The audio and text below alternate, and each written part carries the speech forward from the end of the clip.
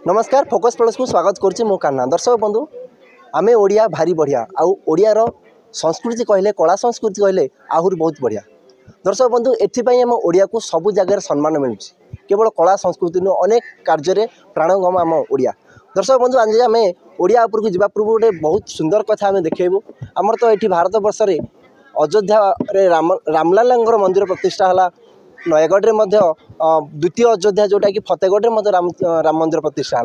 अनेक जगार रामचरित्र मानस कि आज आम अच्छे नयगढ़ जिला बाउंसियापड़ा पंचायतर बाउंसियापड़ा ग्राम एटी बहुत सुंदर कार्यक्रम आयोजन होती। आम फोकस टीम जिते बाट दे जाऊला देखा पाइलु कि लोक गैदरिंग किसी कलश यात्रा कर इच्छा है से पाखक आसी से पाखे किसी बुझी रखा जिते ये आसिली पहुँचलु देखिलु शह शह श्रद्धालु आसी मिसी शह शह श्रद्धालु आसी कलश यात्रा कर रामचरित मानसर पर्व पालन कर निहाती भाव एक खुशीर कथा कहीं रामचरित रामंकर राज्य ये जो स्वप्न थिला एवं स्वप्न धीरे धीरे पूरण होगा जाऊँ देखा सुंदर कथाटी मतलब देखा मिलूला कलश यात्रा सहित ये आहरी गोटे बहुत बढ़िया थिला जोटा कि बाड़ी खेल जोटा कि आमर पाइक मानकर गोटे फेमस खेल से पाइक खेल आम ये देखा पाइलु अच्छा किसी कार्यभार अधिकारी किसी अच्छा पूजक अच्छा पाखर बुझी रखा ये उत्सव केमी आयोजन करते कौ भाई लोकर सपोर्ट मिलता आहरी गोटे बड़ कथा मुझे गाँ लोक पाखर शुणा पाई यही बाउंसियापड़ा ग्राम में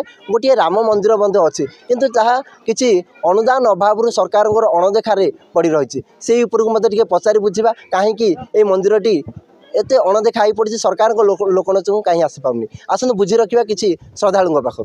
आज को दीर्घ 4 वर्ष हम प्रभु रामचंद्रंकर ये अनुष्ठान अनुष्ठित होउची।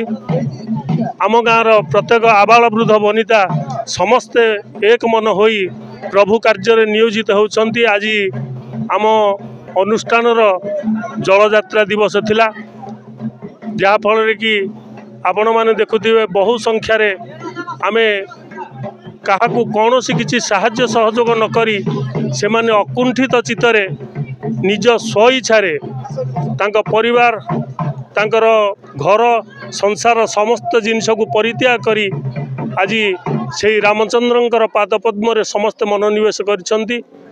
तेणु इभली भाव में आम मानकर मन गोटे आप्यायित होउची। आम मानकर मन एभली भाव में गोटे अकुंठित चित्तरे आम चिंता करुचु प्रभु सबुबल एमती आशीर्वाद करथांतु आम गाँव ये अनुष्ठान टी उज्जीवित हो रही था। आउ प्रभु समस्त को करुणार भारी ढाली दिंतु तांकर उत्तरोत्तर उन्नति हो यह आम मानकर आशा भरोसा तथा विश्वास। जय श्री राम।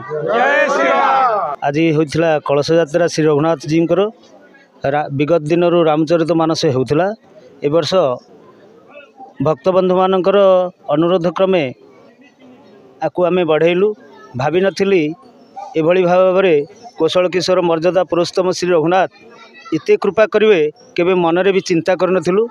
माँ मानकर एवं भाई मानकर भक्तजन बंधु मानकर समग्र ग्रामवासी आज आम बाउंसियापड़ा अयोध्यापुरी बनी जाइए किंतु एते परिमाण रे प्रभुंकर आशीर्वाद कृपा है गाँ प्रति तो अवर्णनीय ताकू वर्णना करी हेउना तथापि मनरे गोटे क्षोभ रोची।